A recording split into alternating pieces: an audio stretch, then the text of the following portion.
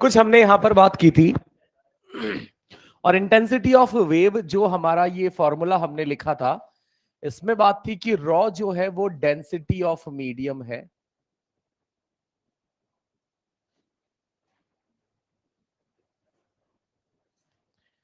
We wave velocity है,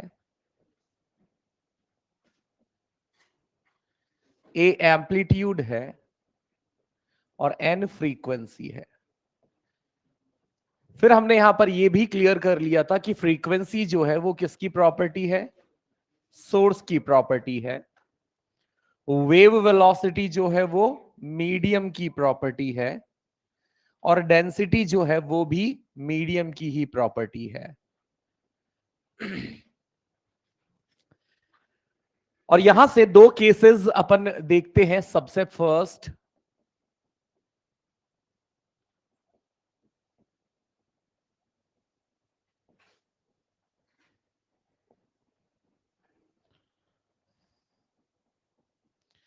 कि अगर सोर्स और मीडियम सेम हो जाए तो, या फिर एक काम करते हैं, पहले अपन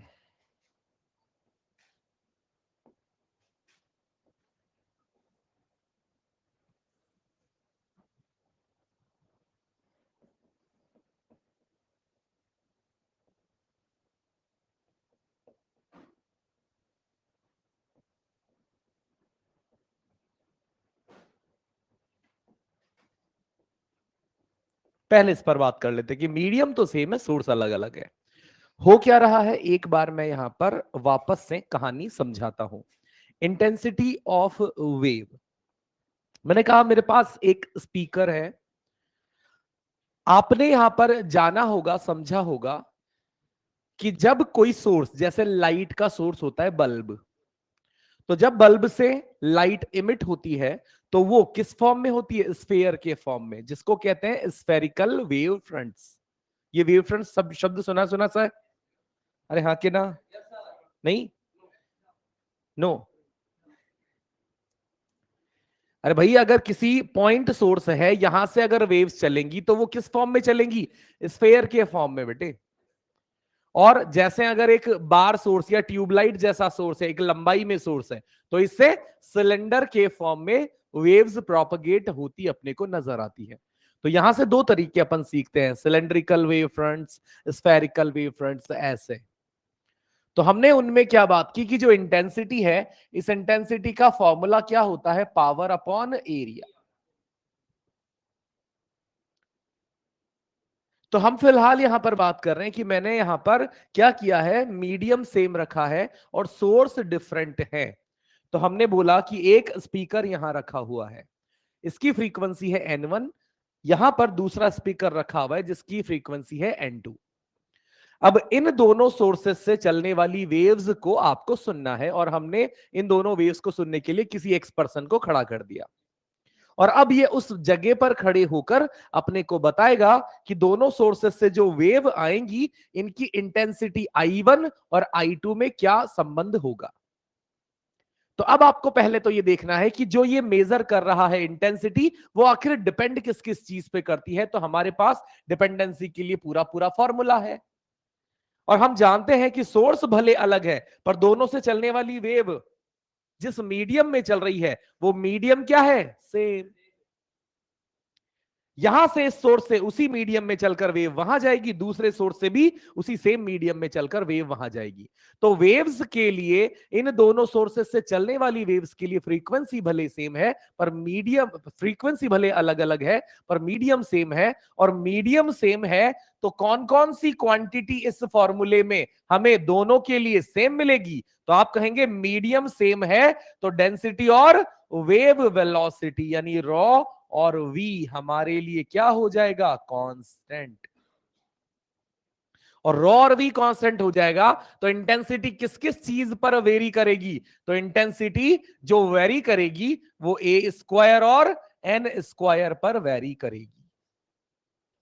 और इसीलिए अब अगर मैं रिलेट करना चाहता हूं कि दो सोर्सेस की इंटेंसिटी I1 और I2 का रेशियो क्या होगा, तो आप कह देंगे A1 अपॉन A2 का स्क्वायर और साथ में N1 अपॉन N2 का भी स्क्वायर। ये बात समझ आ रही है कि नहीं? अरे हाँ ना। दूसरी सिचुएशन, इस सिचुएशन में क्या होगा?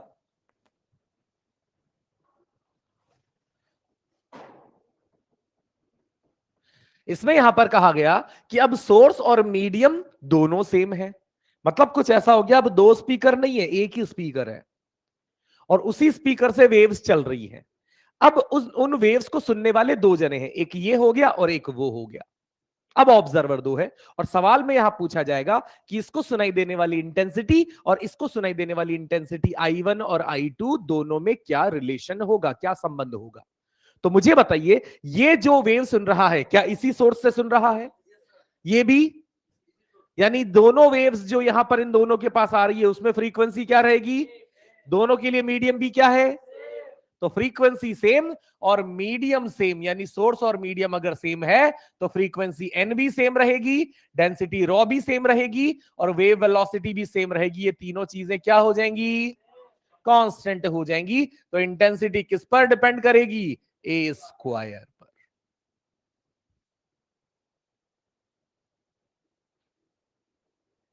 और कैसे डिपेंड करेगी ये चीज भी यहां पर सुन लो। जैसे अपन ने कहा यहां पर पॉइंट सोर्स है, पॉइंट सोर्स है तो यहां पर मान लिया एक सोर्स मैंने बना दिया और यहां से चलने वाला साउंड हर तरफ प्रोपगेट होगा कि नहीं होगा? पॉइंट सोर्स है तो वेव फ्रंट कैसा होता है? स्फेरिकल।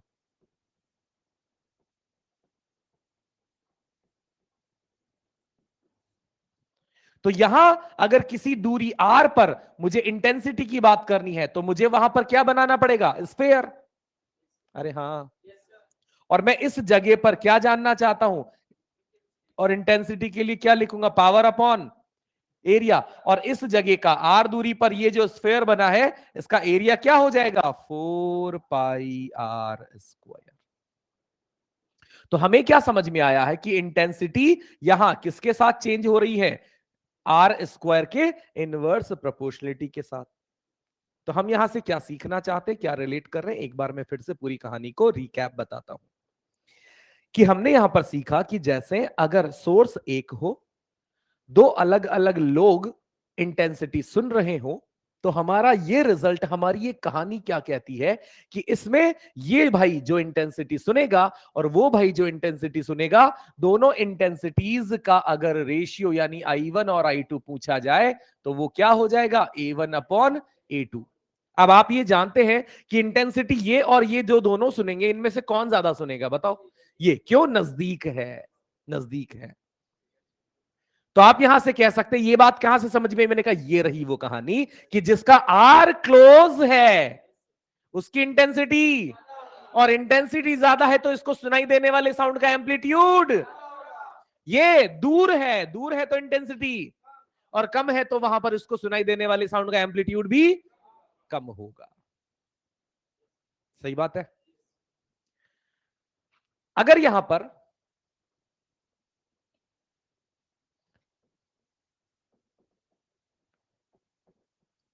सिलिंड्रिकल वेव फ्रंट हो जाता, तो सिलिंड्रिकल वेव फ्रंट का मतलब ट्यूबलाइट जैसा सोर्स, तो इससे चलने वाला साउंड कैसे प्रोपगेट होता?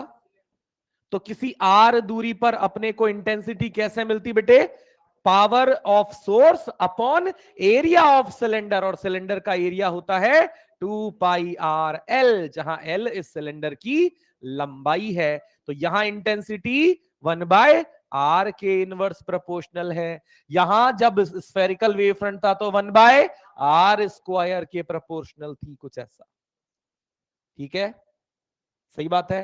तो फिलहाल अपने को मोटे मोटे तौर पर ये बातें ध्यान रखनी है ना?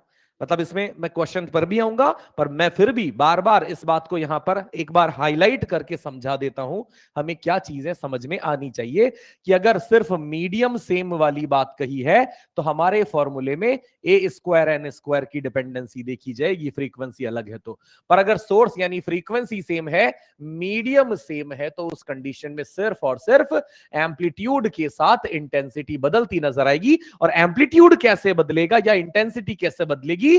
दूरी के साथ इनवर्स प्रोपोर्शनल के रिलेशन के साथ। कब? अगर वहां पर सोर्स के वेव फ्रंट कैसा है? स्फेरिकल। और अगर सिलेंड्रिकल वेव फ्रंट है तो इंटेंसिटी आर के इनवर्स प्रोपोर्शनल में चेंज होगी। ये लिखें, सवालों पर आएंगे तो और बेहतर अपने को ये पकड़ में आएगी चीज।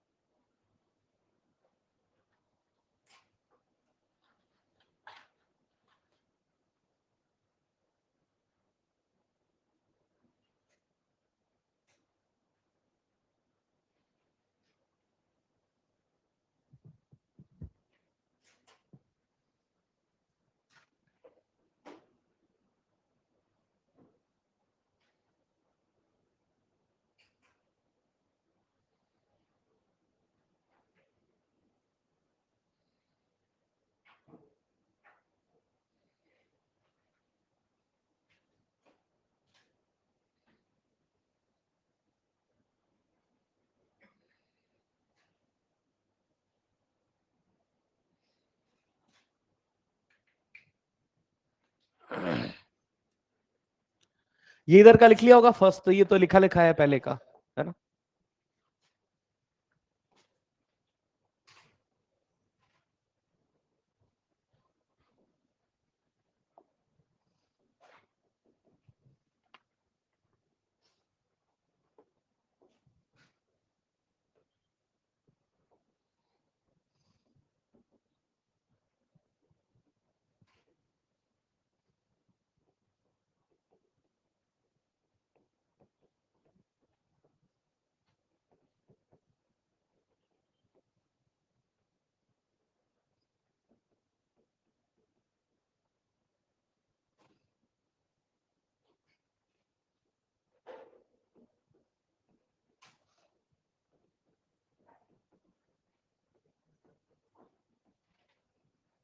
देखिएगा क्वेश्चन में यहां पर कैसे क्या पूछा गया है। इसमें बोला है कि अपने पास यहां फिगर के अकॉर्डिंग एक तो वेव दिखाई गई है ये,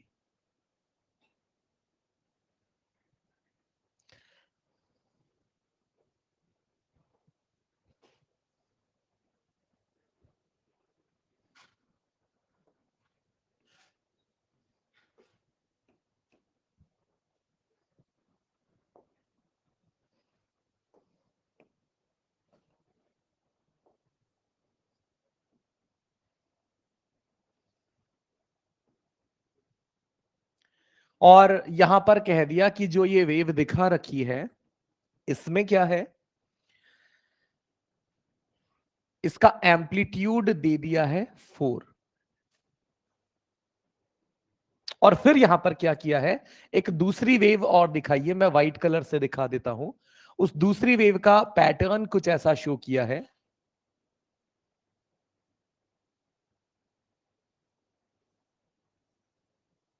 और इसका एम्पलीट्यूड यहां पर अपने को दिखा दिया है 2। इस तरीके से हमारे पास है एक तो ये पीली वाली वेव 1 और एक ये व्हाइट वाली वेव 2, और इन दोनों वेव के इंटेंसिटीज का रेशियो बताना है।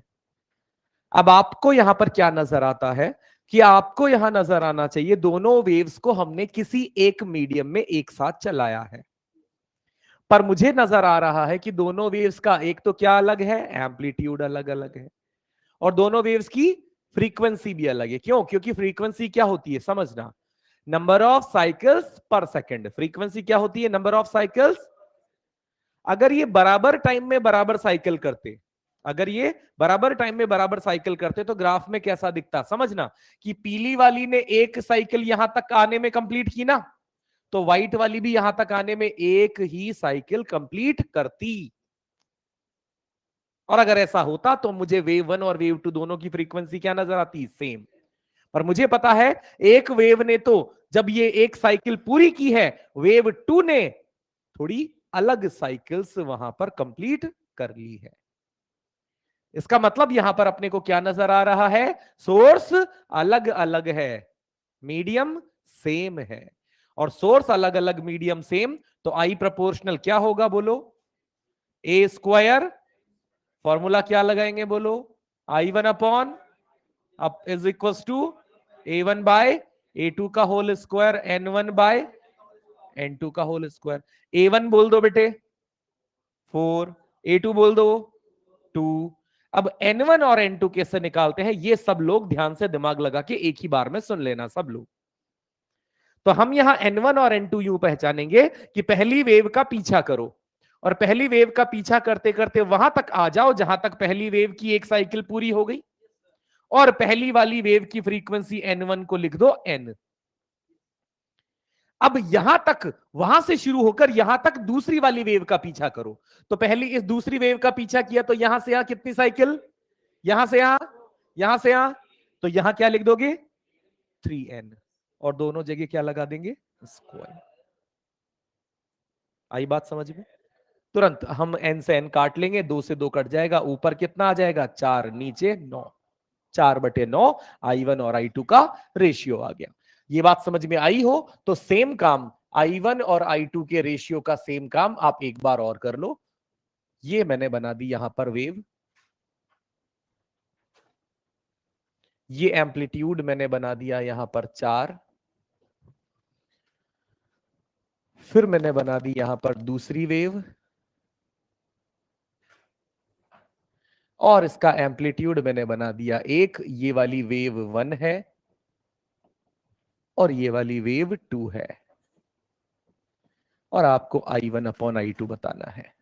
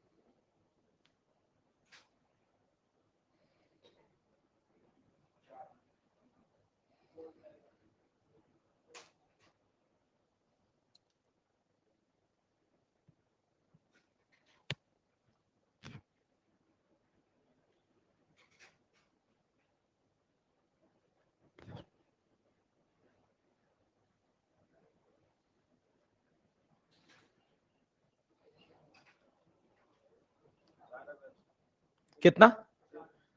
4/1 है ऐसा? तो A1 यहां पर हम क्या लिख देंगे बेटे? 4, 4/1 का स्क्वायर। और N1 मैंने कहा N1 कैसे निकालना है, तो हम वेव 1 का पीछा करते करते करते यहां तक आ जाते हैं। वेव 1 का पीछा किया और यहां लिख दिया N। बस यहीं तक वेव 2 का भी पीछा करेंगे, तो वेव 2 ने एक साइकिल और दूसरी साइकिल, 2 साइकिल कंप्लीट हुई, तो 2N का स्क्वायर काटा, ऊपर 16, 16/4, 4/1।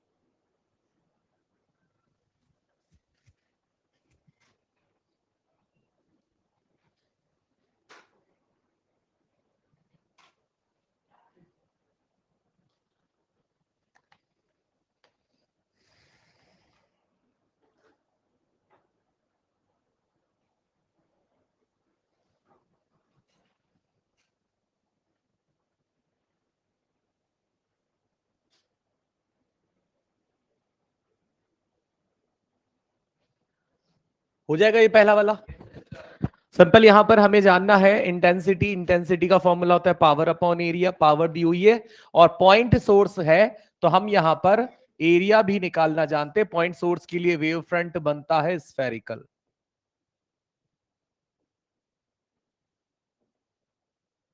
और हम लिख देंगे intensity I is equal to P upon 4 pi r²।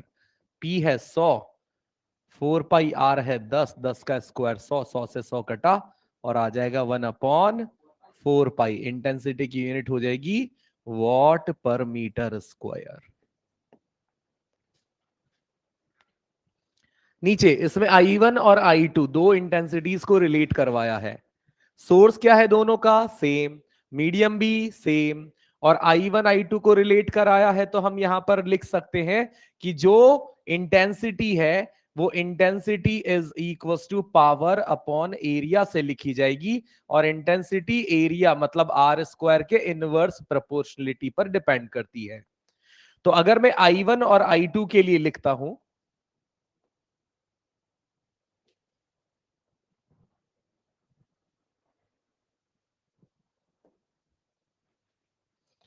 तो मैं यहां से क्या लिखूंगा कि I2 डिवाइड बाय I1, और इनवर्स प्रोपोर्शनलिटी है तो I2 ऊपर है तो R2 नीचे, और I1 नीचे है तो R1 ऊपर, और होल स्क्वायर।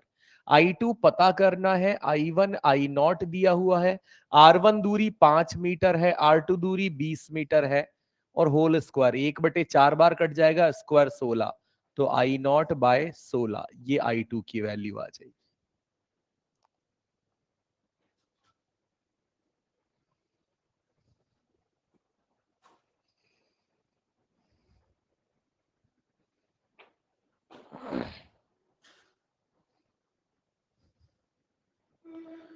बढ़े आगे।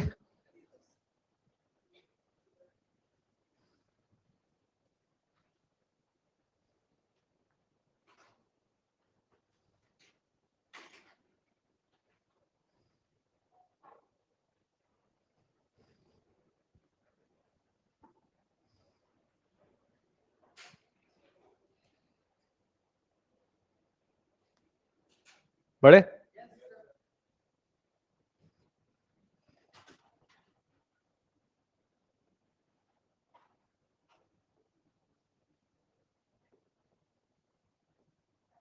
अब हम इस मुद्दे पर आ जाते हैं कि स्पीड ऑफ मैकेनिकल वेव्स क्या होंगी, कैसे होंगी। हम ऑलरेडी ये बात कह चुके हैं कि स्पीड ऑफ मैकेनिकल वेव जो है वो एंटायरली किसकी प्रॉपर्टी है? मीडियम की। और मैकेनिकल वेव हम यहां पर कितने तरीके में बांटते हैं? दो, एक ट्रांसवर्स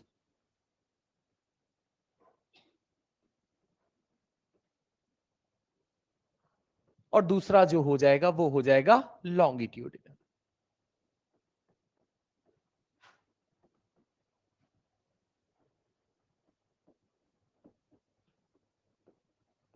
हम फिलहाल ये नहीं पढ़ेंगे, हमारा पूरा काम अभी यहां पर ट्रांसवर्स मैकेनिकल वेव के वेलोसिटी पर है। अब ट्रांसवर्स मैकेनिकल वेव की जब हम बात करते हैं बेटे, तो ट्रांसवर्स मैकेनिकल वेव में हमने क्या सीखा? ये कहां कहां चल सकती है? सॉलिड और लिक्विड सरफेस पर। सिर्फ लिक्विड ना बोले, लिक्विड सरफेस बोले। तो हम यहां पर जो हमारी कंडीशन, जो हमारे पढ़ने की चीज लेते हैं, वो लेते हैं कि हम लिखेंगे transverse wave velocity on stretched wire।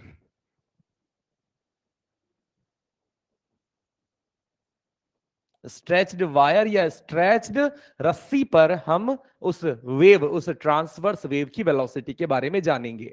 और हम ऑलरेडी ये बात यहां पर कह चुके हैं कि ट्रांसवर्स वेव स्ट्रेच्ड वायर में जो डिपेंड करेगी, वो ट्रांसवर्स वेव की वेलोसिटी किस पर डिपेंड करेगी? मीडियम पर। तो हमने यहां पर कहा सबसे पहले हम बात कर रहे हैं किसकी? वायर की। और वायर पर हम यहां पर क्या चलाना चाहते हैं? Transverse wave. ट्रांसवर्स वेव चलाना चाहते हैं, उस वेलोसिटी को क्या नाम देना चाहता हूं? वीटी। और अब मैं यहां पर बताता हूं कि मीडियम की किस प्रॉपर्टी यानी रस्सी के किन गुणों पर, किन चीजों पर ये वेव वेलोसिटी डिपेंड करती है। तो यहां रस्सी की दो चीजें इंपॉर्टेंट है। पहला, रस्सी की टेंशन। और दूसरी चीज है यहां पर रस्सी की लीनियर मास डेंसिटी। तो टेंशन टी और लीनियर मास डेंसिटी को म्यू से अपन रिप्रेजेंट करते हैं। और ये लीनियर मास डेंसिटी मेजर कैसे होती है ये भी सुन लो, कि जैसे कोई रस्सी दे दी और उस रस्सी का पूछ लिया कि इसकी लीनियर मास डेंसिटी बताओ, तो आप क्या करेंगे, उस रस्सी का टोटल मास अपॉन रस्सी की टोटल लेंथ।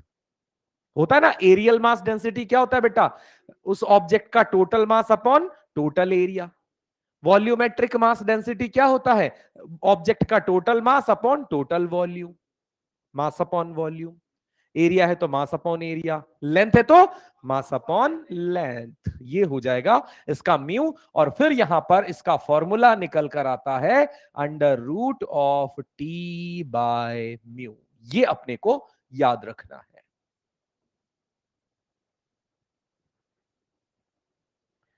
इन सब चीजों से थोड़ी थोड़ी बातें अपने को पता लग जानी चाहिए कि अगर मैं आपको दो रस्सियां, दो सिमिलर रस्सियां दूं और दोनों रस्सियों में से एक को मैंने ज्यादा तेज खींच के टाइट बांधा है और एक को मैंने ढीला बांधा है, तो किस पर वेव की वेलोसिटी ज्यादा तेज होगी, टाइट वाले में जिसमें टेंशन ज्यादा है। बिल्कुल ऐसे ही मैंने दो रस्सियां ली, दोनों में टेंशन सेम प्रोड्यूस किया, पर एक रस्सी थोड़ी मोटी है और एक रस्सी थोड़ी पतली है, यानी एक भारी है और एक हल्की है, तो किसमें वेव वेलोसिटी ज्यादा होगी, हल्की वाली में, जिसका म्यू कम, यानी जिसकी डेंसिटी, टेंशन नहीं वेलोसिटी घनचक्कर, जिसकी यहां पर म्यू कम वेलोसिटी ज्यादा, और यहां पर जिसमें टेंशन ज्यादा उसमें भी वेलोसिटी ज्यादा। मतलब अगर मैं किसी रस्सी को आपको दे दूं और मैं कहूं कि यार ऐसी रस्सी लेके आओ जिसपे वेव को ज्यादा से ज्यादा तेज अपन चला पाए, तो आप मेरे हिसाब से आप ऐसी रस्सी लाओगे जो बहुत हल्की हो और जिसमें ज्यादा से ज्यादा तनाव डाला जा सके। सही बात है। इसीलिए गिटार की स्ट्रिंग्स होती है ना, बहुत मजबूत और बहुत पतली होती है। तो वहां पर क्या होता है, जब उन वेव्स को, वहां पर उन वायर्स को वाइब्रेट किया जाता है तो तेज वेव वेलोसिटी मिलती है। तेज वेव वेलोसिटी मिलने के कारण अलग अलग नई नई फ्रीक्वेंसीज वहां से प्रोड्यूस कराने में मदद मिलती है। ये सब हम आगे जानेंगे। ठीक है, तो फिलहाल यहां से अपने को ये चीज ध्यान रखनी है, मैं हाईलाइट कर देता हूं, कोई हल्के में ना लेना बेटा। ये फॉर्मूला अपने को याद रखना पड़ेगा, इस फॉर्मूले के साथ ही हमें काम करते रहना पड़ेगा। ठीक है बात। अब इसमें एक दो तीन छोटे छोटे से ट्विस्ट आते हैं। ट्विस्ट क्या आते हैं वो भी आप देख लो, कि अगर हमने तार को तार माना है, तार को तार मानने से मेरा मतलब है कि तार को हमने अगर पतला माना है तो डेफिनेटली हमें उसका कोई थिकनेस, कोई क्रॉस सेक्शन नजर नहीं आएगा। और अगर थिकनेस नजर नहीं आएगा, क्रॉस सेक्शन नजर नहीं आएगा, तो हम हमेशा उसके लिए लीनियर मास डेंसिटी ही यूज करेंगे, एम बाय एल ही यूज करेंगे। पर कभी कभी क्या होता है बेटा, सवालों में उस तार को थोड़ा ऐसा मोटाई में दिखा दिया जाता है। मोटाई में तार दिखा दिया मतलब कह दिया इस तार की कुछ रेडियस आर है और इस तार का कुछ क्रॉस सेक्शन एरिया ए है। अब जैसे ही तार का क्रॉस सेक्शन एरिया दे दिया, तार तार ना रहकर क्या बन गया, सिलेंडर। मानते हैं ना ये बात तो। और अगर सिलेंडर बन गया तो अब यहां से इसकी वॉल्यूमेट्रिक डेंसिटी आ जाएगी, और वॉल्यूमेट्रिक डेंसिटी जब आ जाएगी तो वॉल्यूमेट्रिक डेंसिटी को लेट से सवाल में दिया हुआ है रॉ। अब अपने को बताना है कि रॉ दे दिए जाने के बाद, मतलब यहां म्यू नहीं दिया, यहां रॉ दे दिया, अब पूछा जाता है कि वेव वेलोसिटी कैसे निकालोगे, म्यू तो है ही नहीं। तो अब मुझे रिलेट करना है कि म्यू में और रॉ में क्या संबंध होता है, यानी वो जो फॉर्मूला है under root T by mu, उसको रॉ के टर्म्स में कैसे जान सकता हूं। तो क्या करेंगे, गौर से सुनना बेटा। ए को यहां पर अपन स्पेसिफाई कर देते हैं, ए क्या है, क्रॉस सेक्शनल एरिया। अब आप बताइए म्यू को डिफाइन कैसे करते हैं, मास अपॉन लेंथ। मान लिया जो तार हमें यहां दिया है उसकी लंबाई एल है, तो अब मुझे अगर इस पूरे तार का मास निकालना है, जहां पर ये तार तार ना होकर क्या बन चुका है, सिलेंडर, तो इसका मास कैसे निकलेगा बेटा, density into volume, density into density कितनी, रॉ, वॉल्यूम कितना इसका, ए इंटू एल अपॉन एल से एल, रॉ। तो अब को यहां हमारा फॉर्मूला क्या हो जाएगा, जनरलाइज करके मैं लिख देता हूं कि अगर हम यहां ट्रांसवर्स वेव वेलोसिटी चलाना चाहते हैं किसी तार पर, तो जिसका फॉर्मूला होता है under root T by mu, और अगर अपने को म्यू ना देकर रॉ दिया जाए तो यही सेम फॉर्मूला क्या हो जाएगा, under root T by rho A. और अगर यहां पर ए भी ना दिया जाए, ए के बजाय रेडियस दे दी जाए, तो आप यहां पर क्या लिख देंगे, टी बाय रॉ, और ए को क्या लिख दिया जाएगा, पाई आर स्क्वायर। सही बात है। यहां से वो बात फिर से क्लियर होती है कि देख लो, जिस तार की रेडियस पतली है, रेडियस कम होगी तो वेव वेलोसिटी, अरे हाँ ना, रेडियस इनवर्स में है ना बेटा, और वही तार अगर मोटाई में ले लिया तो वेव वेलोसिटी कम हो जाएगी। ये चीजें यहां से क्लियर अपने को दिखती रहनी चाहिए। ठीक है, अब यहां पर मैं क्या समझाता हूं, गौर से ध्यान से सुनना बेटा, जितना भी दिमाग है पूरा दिमाग लगा लेना, मजा आ जाएगा एक ही बार में, अपने को इसके संबंधित सारे सवाल हमारे सही हो जाएंगे। गलती कहां होती है मैं समझाता हूं। डेंसिटी रॉ सवाल देगा, रॉ ना देता है तो म्यू देगा, म्यू ना देकर रॉ दिया है तो साथ में क्या भी देना पड़ेगा, एरिया भी देना पड़ेगा। तो यहां तो कोई लोचा ही नहीं है, सारा लोचा ये टेंशन में है, टी। और टी को समझाने के लिए मैं न्यूटन्स लॉ ऑफ मोशन की यानी मैकेनिक्स की मदद लेता हूं। अब गौर से सुनना, अपने पास एक तार है बेटे, और तार है किसी सवाल में, तार जो दिया है वो दिया है हॉरिजॉन्टल, हॉरिजॉन्टल खींचकर ऐसे बांध दिया, नहीं चल रहा है, बांध दिया दो जगहों के बीच में। तो जब ये तार हॉरिजॉन्टल होगा, इसका कोई एक्सेलरेशन नहीं होगा, ये तार रेस्ट पर होगा, और इस तार में अगर टेंशन टी प्रोड्यूस कर दी है, तो अगर तार हॉरिजॉन्टल है तो और किसी पॉइंट पर टेंशन टी है तो हर पॉइंट पर टेंशन टी ही होगा, हर पॉइंट पर। फिर से रिपीट कर रहा हूं, तार कैसा है,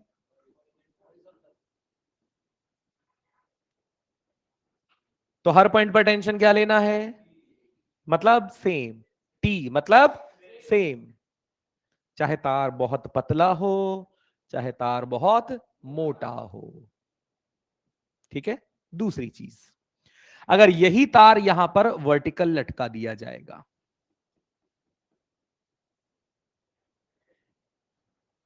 तो वर्टिकल लटकाए गए तार में, मैकेनिक्स में आपने चेन वाले सवाल किए हैं 11वीं क्लास में, आपको आराम से ध्यान होगा, और आपने देखा होगा कि चेन वाले सवालों में जब हम यहां किसी पॉइंट पर बात करते हैं और जैसे जैसे ऊपर की तरफ बढ़ते हैं टेंशन बढ़ती जाती है।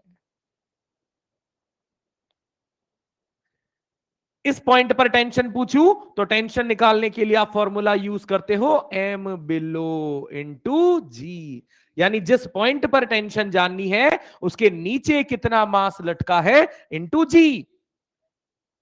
जितना ऊपर जाता जाऊंगा नीचे लटके हुए मास की मात्रा और टेंशन उस पॉइंट पर, और यहां ऊपर ही ऊपर जाने पर टेंशन मैक्सिमम हो जाएगी।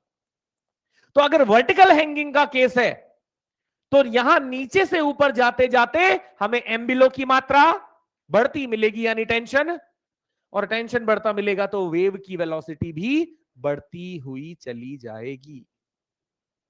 हाँ या ना?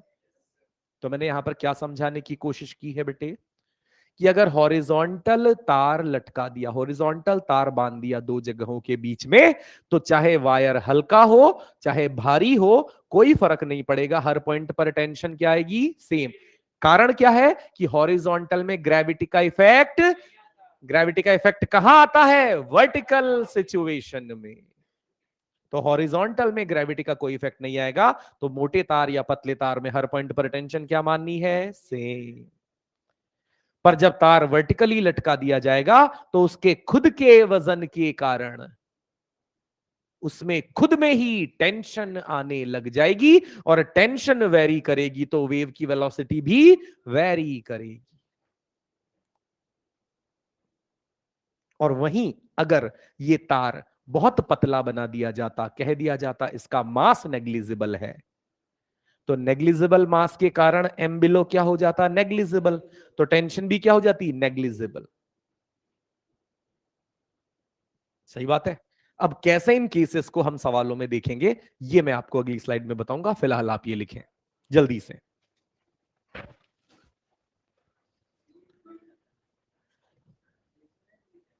क्या बेटा?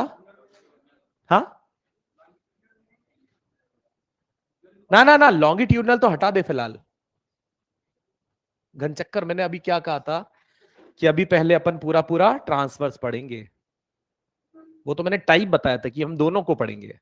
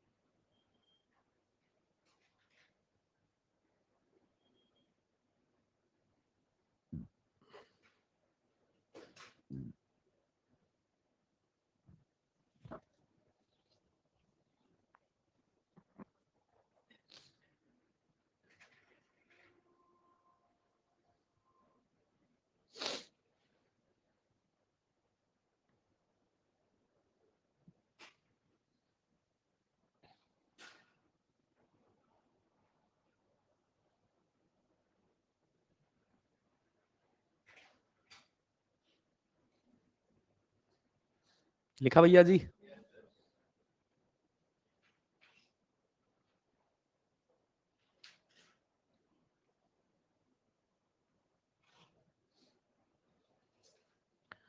मैं हाईलाइट करा देता हूं क्या ध्यान रखने योग्य बातें यहां पर है। सिर्फ एकमात्र ये फॉर्मूला, इसी में दोनों तीनों फॉर्मूले अपने आ चुके हैं। तो एक बार रिकॉल करते हैं क्या है ये कहानी और कैसे यूज करना है। सब लोग इधर देख लें 1 मिनट के लिए। हमें याद क्या रखना है, हमें बात क्या समझनी है कि हम मैकेनिकल वेव की, दादा हम बात कर रहे हैं मैकेनिकल वेव वेलोसिटी की। मैकेनिकल वेव दो तरीके की होती है, ट्रांसवर्स और, तो हम फिलहाल किस पे हैं, ट्रांसवर्स मैकेनिकल वेव पर। और ट्रांसवर्स मैकेनिकल वेव का भी सबसे बेस्ट एग्जांपल हमारा क्या है, रस्सी पर चलने वाली वेव। अब इसमें वेलोसिटी की बात आई तो हमने कहा ये डिपेंड करती है टेंशन पर और म्यू पर। तो क्या फॉर्मूला आ गया, अंडर रूट टी बाय, क्या आ गया, अंडर रूट टी बाय। अब फिर मैंने ये कहा कि अगर वहां पर म्यू, जो हम लीनियर मास डेंसिटी की बात कर रहे हैं, अगर म्यू के बजाय डेंसिटी रॉ दे दी जाए तो फिर हम म्यू को किसके बराबर लिखते हैं, रॉ इंटू ए के बराबर। तो फॉर्मूला क्या हो जाता है, under root T by rho A. हुई ये बात क्लियर। इस ए में भी ट्विस्ट ये बन जाता है कि अगर वो क्रॉस सेक्शन एरिया ना देकर रेडियस दे दे तो ए को क्या लिखा जा सकता है, पाई आर स्क्वायर। हुई ये बातें क्लियर। चलिए फिर मैंने कहा हॉरिजॉन्टल रस्सी है तो हर पॉइंट पर टेंशन, वर्टिकल रस्सी है और भारी रस्सी है तो टेंशन ऊपर जाने पर बढ़ता चला जाता है, और टेंशन वेरी करेगा तो वेव की वेलोसिटी भी वेरी करेगी। ये हम सवालों के साथ जानेंगे। लिखा हो, चलो लिख लो, जल्दी से लिखो इसको। हो गया, कबूतर लिख।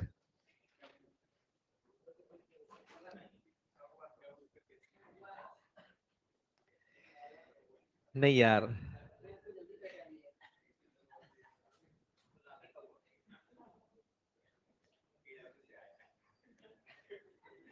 फिर तो काला कब हुआ।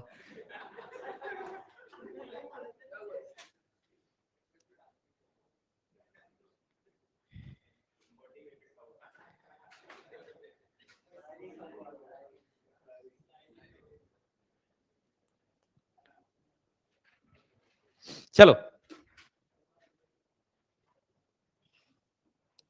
सवाल नंबर 1।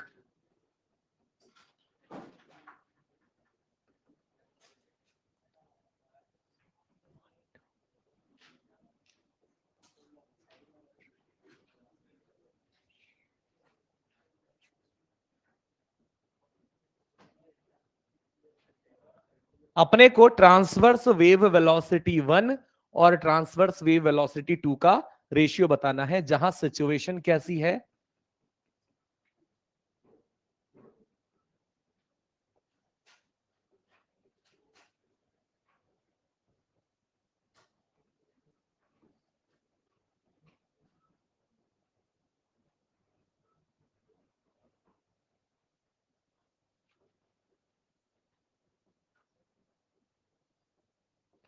दोनों वायर्स जो है ना, वो दोनों वायर्स अपने यहां पर हैं थिन और आइडेंटिकल, मतलब एक जैसे वायर हैं, पतले वायर हैं। और यहां इस नीचे वाले वायर में जो वेव वेलोसिटी है वो vt1 है, ऊपर वाले वायर में वेव वेलोसिटी vt2 है।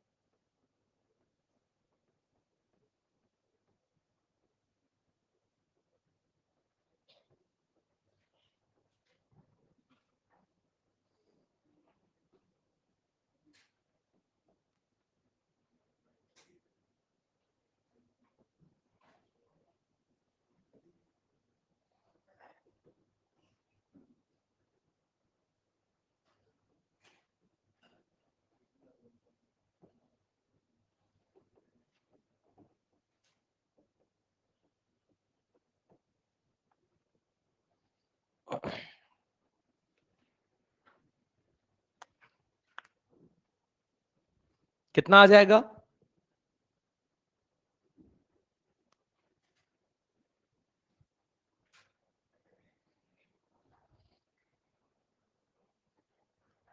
नहीं आएगा? 1:, नहीं, 1:2। इस सवाल पर, सिर्फ इस सवाल पर देखिए,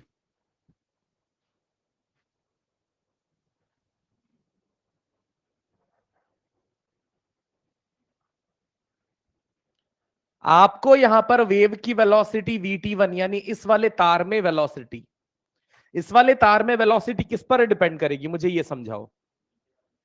इस वाले तार में वेलोसिटी जिसको मैं पीले कलर से दिखा रहा हूं, ये किस पर डिपेंड करेगी बेटा? इस वाले तार के टेंशन T1 पर और इस तार के लीनियर मास डेंसिटी म्यू पर। हाँ के ना? तो आप यहां VT1 को क्या लिख सकते हो? √T1/म्यू। और इस तार में टेंशन कितनी है? 20। क्योंकि तार खुद कैसा है? थिन, थिन, थिन, पतला तार। यानी इस पतले तार का मास जो होगा वो कैसा माना जाएगा? नेग्लिजिबल।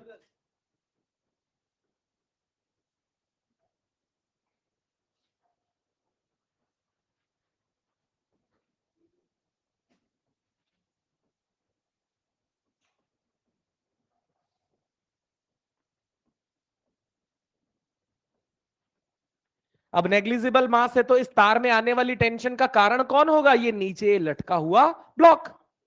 न्यूटन लॉ में अपन जानते तार में जो भी टेंशन इस ब्लॉक के कारण है, और वो टेंशन कितनी है? 20/म्यू। अब यहां ऊपर वाले तार पर आ जाओ, तो ऊपर वाले तार में टेंशन के लिए नीचे लटका टोटल मास 8 किलो। तो यहां पर टेंशन T2 80, तो फॉर्मूला 80/म्यू। और आपको बताना है VT1/VT2। तो √का 20/म्यू और √का 80/म्यू, म्यू से म्यू कैंसिल, और यहां आ जाएगा 20 और 80 4 बार कट जाएगा।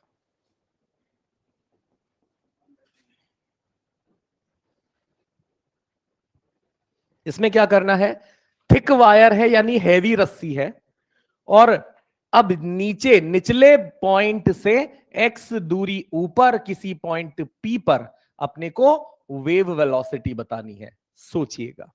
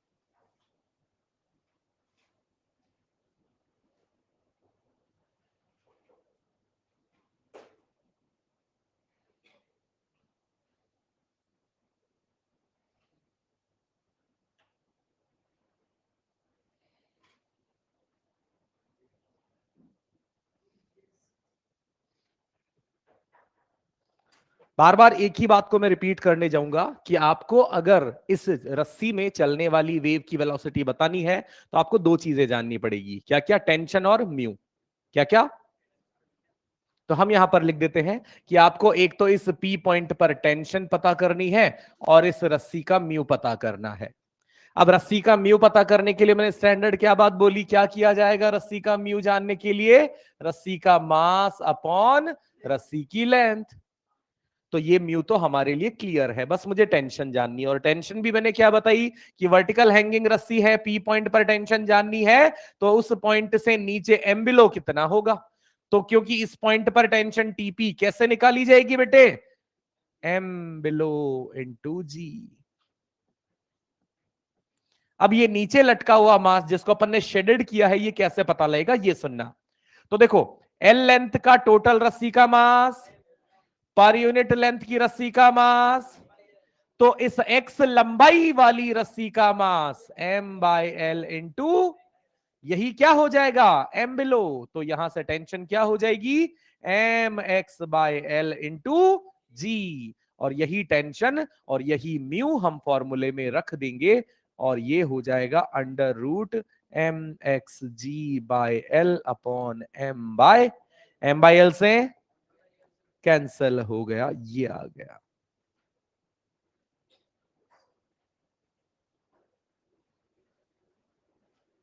ठीक है मुद्दा। तो अगर मैं यहां पर पूछ लूं एक आध और एक्स्ट्रा चीज, तो आप बताइएगा, गौर से देखिएगा कि मैंने कहा निचले पॉइंट को मैंने नाम दिया ए, मिड पॉइंट को मैंने नाम दिया बी, और इस ऊपरी पॉइंट को मैंने नाम दिया सी। तो आपको बताना है वी ए कितना है, वी बी कितना है, वी सी कितना है।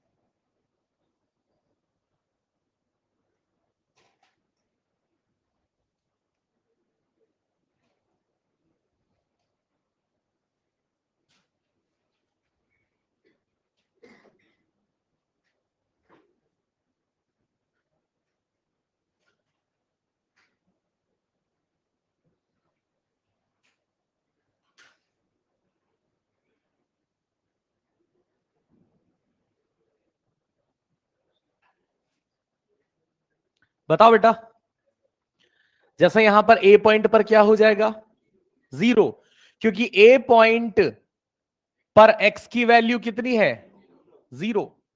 बी पॉइंट पर एक्स की वैल्यू और सी पॉइंट पर एक्स की वैल्यू एल। तो अगर एक्स 0 है तो वेलोसिटी यहां पर और यहां पर, ठीक है। फिर यहां पर एक और फॉर्मूला हमें जानना है। अभी तक की कंडीशन में मैं फॉर्मूला जो आपको जानना है वो हाईलाइट कर देता हूं। आपको पता होना चाहिए ये फॉर्मूला कि हैवी रस्सी है, किसी पर्टिकुलर पॉइंट एक्स की मेजरमेंट कहां से की गई है, नीचे से, और एक्स जो नीचे से मेजर किया गया है उसके हिसाब से फॉर्मूला क्या आ गया, √xg। एक और चीज अपने को जाननी है कि जब मैं वेव चलाऊंगा यहां से, तो आपने क्या सीखा है कि नीचे से ऊपर जाने पर वेलोसिटी बढ़ेगी।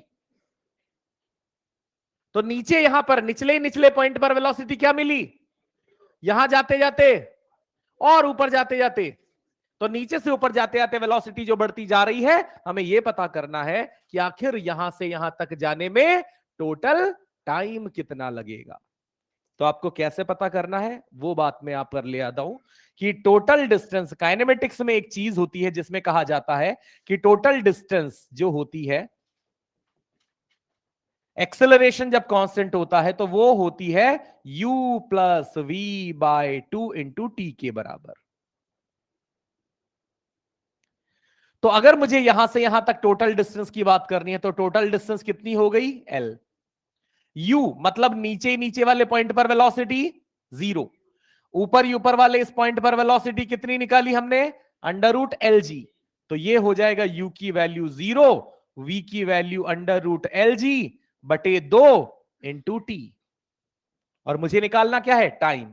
तो मैं लिख दूंगा टाइम t बराबर 2l upon under root L G. ये अंडर रूट एल से आधा एल काट दूंगा तो यहां बन जाएगा 2 ऑफ अंडर रूट एल। तो अपने को दूसरा फॉर्मूला ये याद रखना है टाइम के लिए।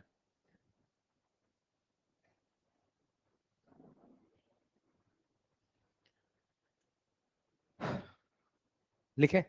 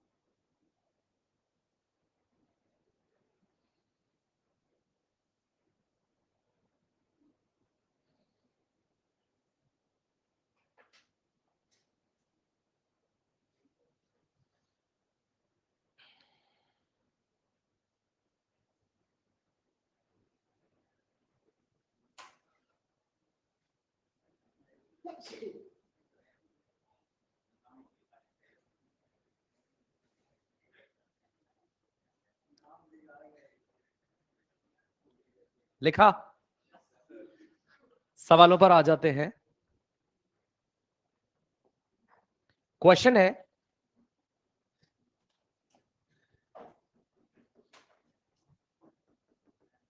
एक इस तरीके से मोटी रस्सी है जिसका मास है 1 किलो और इसकी लेंथ है 2.5 मीटर।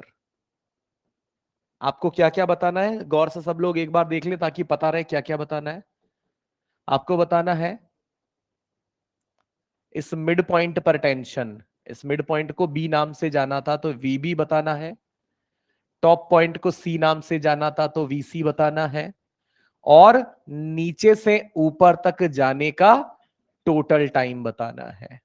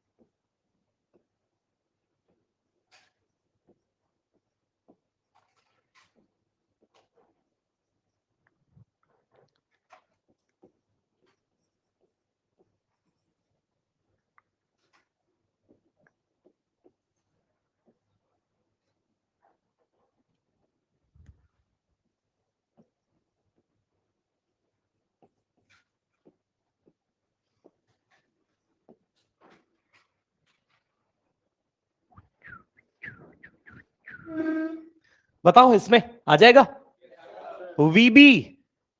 तो वीबी के लिए आप फॉर्मूला लगा देंगे अंडर रूट एक्स जी, और वीबी के लिए यहां से यहां तक की दूरी कितनी है 1.25 इंटू जी, जी यानी 10, तो कितना हो जाएगा अंडर रूट का 12.5। इसको सॉल्व करना फिलहाल ज्यादा जानते नहीं है अपन, तो यहीं छोड़ देते हैं, ठीक है। वहां चलते हैं वीसी, तो वीसी हो जाएगा अंडर रूट एक्स, एक्स कितना है 2.5 इंटू जी, जी 10, तो कितना हो जाएगा, क्या कर रहा हूं मैं, सही कर रहा हूं क्या, ठीक है। तो अंडर रूट 25, तो 25 हो जाएगा 5 मीटर पर सेकेंड। फिर इसके बाद मैंने कहा टोटल टाइम, टोटल टाइम का फॉर्मूला अपन ने देखा हुआ है 2 अंडर रूट, अरे मुर्गों, और एल कितना है, जी कितना है 2.5 से 10 कितनी बार, मैं सब घन चक्कर हो तुम।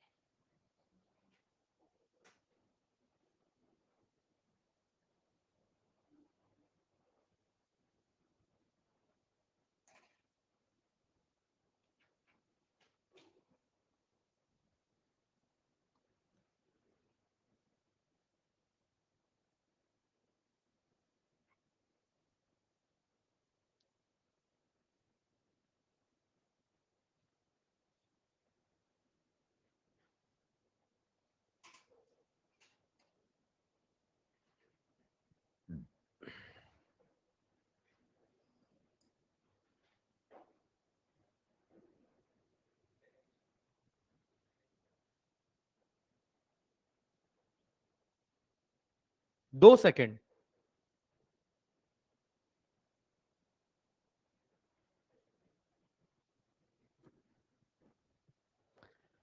आपको करना क्या है ये क्लियर है, इस सवाल में ढूंढना क्या है, टाइम, कहां से कहां तक का, मतलब कोई वेव यहां यूं चलेगी ऐसे, और ये वेव कहां से कहां पहुंच जाए, पुली तक, सही बात है। मुझे एक बात ये बताएं, यहां से यहां तक जब ये वेव चलेगी तो इस रस्सी में टेंशन वेरिएबल माननी है या कांस्टेंट, क्यों,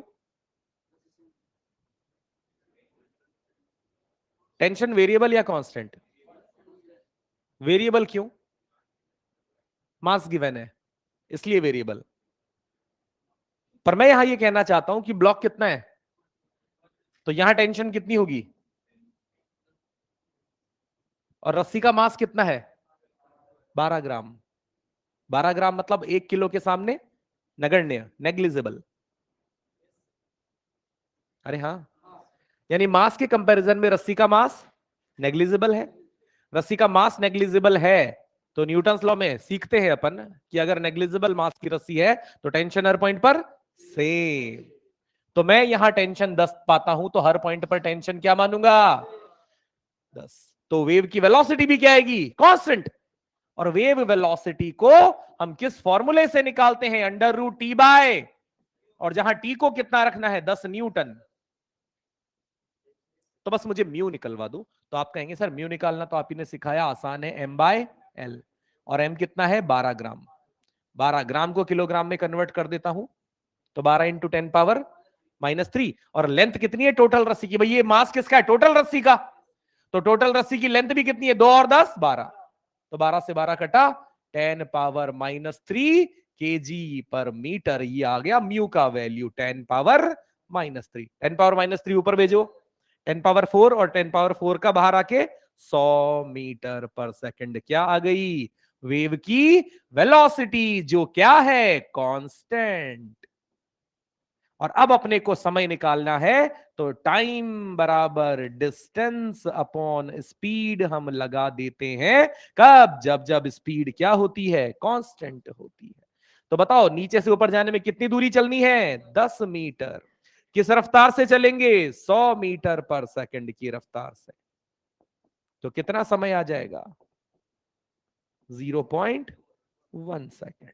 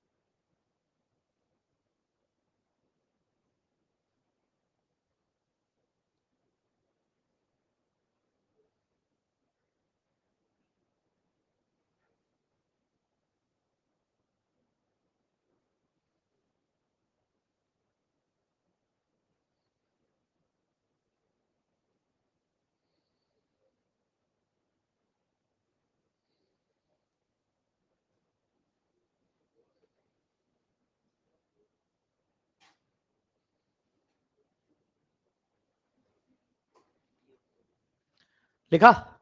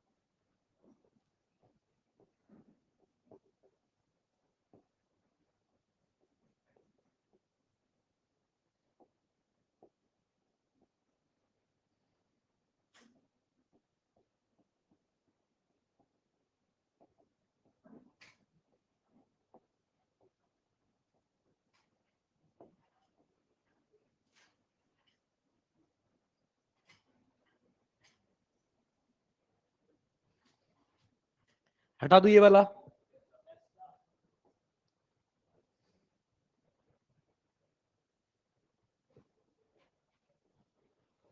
सुनिएगा, अब हम आ जाते हैं लॉन्गिट्यूडिनल वेव पर। सिंपल बातें हैं कि लॉन्गिट्यूडिनल वेव जिसमें आपने क्या क्या सीख रखा है कि यहां पर वेव चलती है कंप्रेशन और रेयरफेक्शन के फॉर्म में।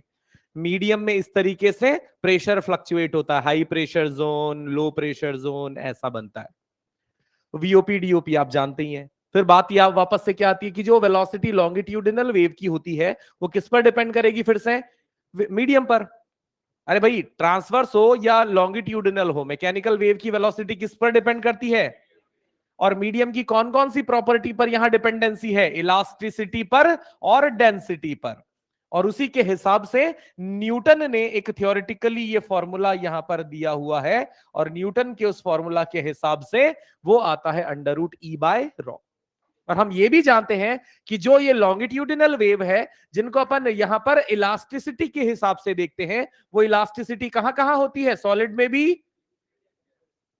इसका मतलब ये कहां कहां ट्रेवल कर सकती है? Solid, liquid, gas. तो सबसे पहले हमने बात करना शुरू किया कि सॉलिड में क्या होगा।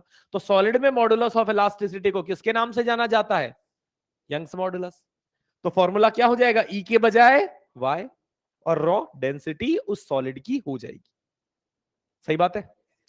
दूसरी चीज यहां पर आ जाती है नंबर 2, इन लिक्विड्स।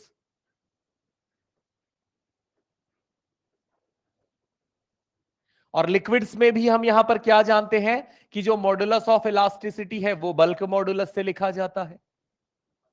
तो बल्क मॉडुलस से लिखा जाएगा तो हमारे पास जो फॉर्मूला आ जाएगा velocity of longitudinal wave in liquid जो आ जाएगा वो क्या आ जाएगा? Under root of B by raw.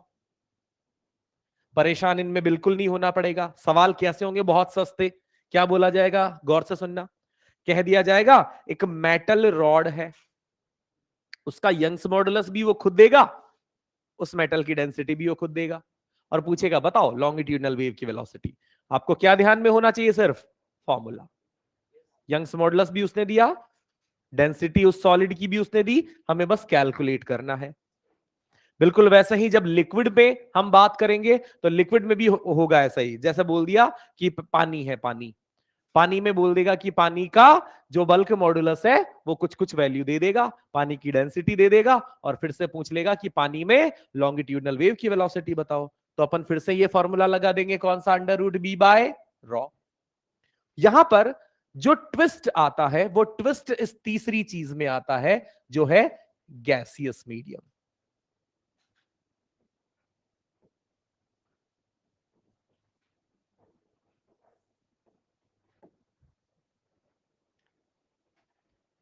Gaseous medium में हम बात करते हैं कि जो मॉडुलस ऑफ इलास्टिसिटी होता है जिसे हम बल्क मॉडुलस लिखते हैं, ये बल्क मॉडुलस दो चीजों पर डिपेंड करता है।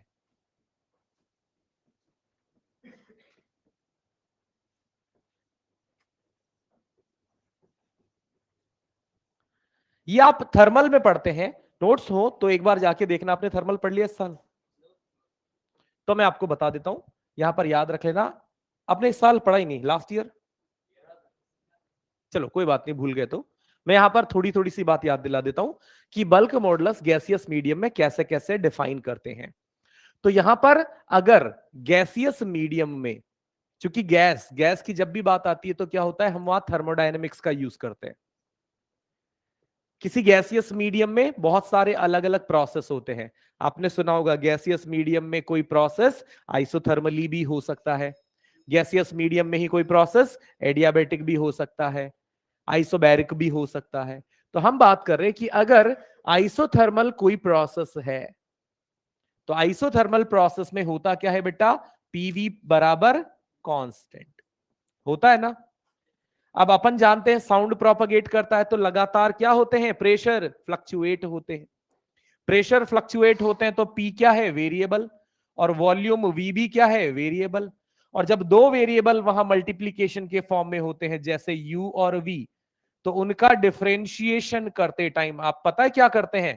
पहले फर्स्ट फंक्शन को एज इट इज रख देते हैं और दूसरे को डिफरेंशिएट कर देते हैं, फिर दूसरे को एज इट इज रख देते हैं, पहले को डिफरेंशिएट कर देते हैं। तो यही सेम काम यहां करना है। तो इसको डिफरेंशिएट करेंगे तो पी को एज इट इज रख दूं और वॉल्यूम को डिफरेंशिएट करके डी के बजाय डेल्टा लिखना चाहता हूं, तो मैंने लिख दिया delta we by delta x. फिर यहां v को एज इट इज रख दिया जाएगा और ये आ जाएगा delta p by delta x, और कांस्टेंट का डिफरेंशिएशन 0 हो जाएगा। फिर यहां से डेल्टा एक्स तो डिनोमिनेटर में है, पूरा पूरा 0 की तरफ भेज दो, और यहां पर आ जाएगा क्या, p delta v plus v delta p बराबर 0।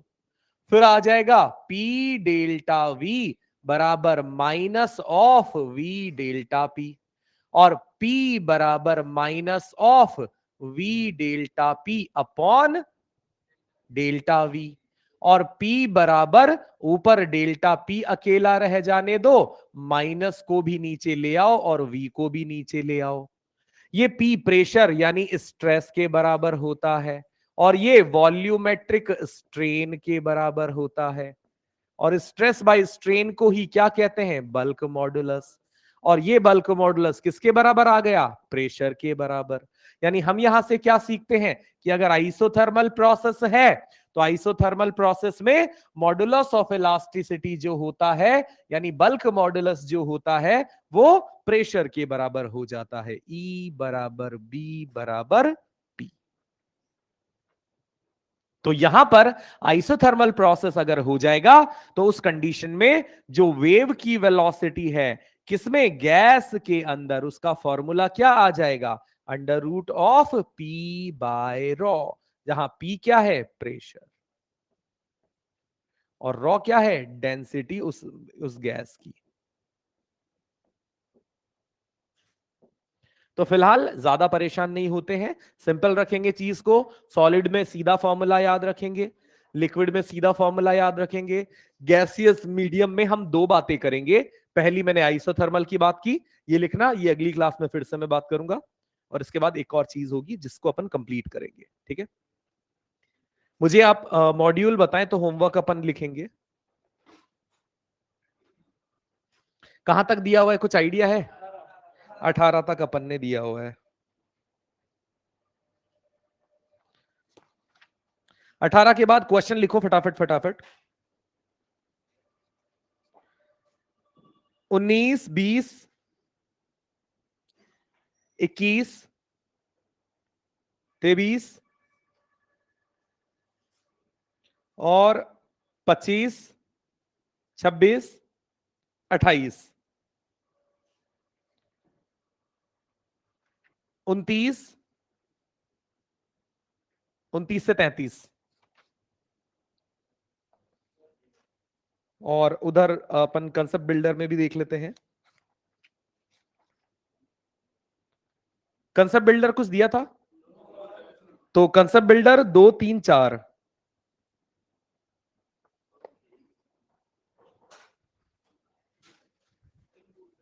Thank you.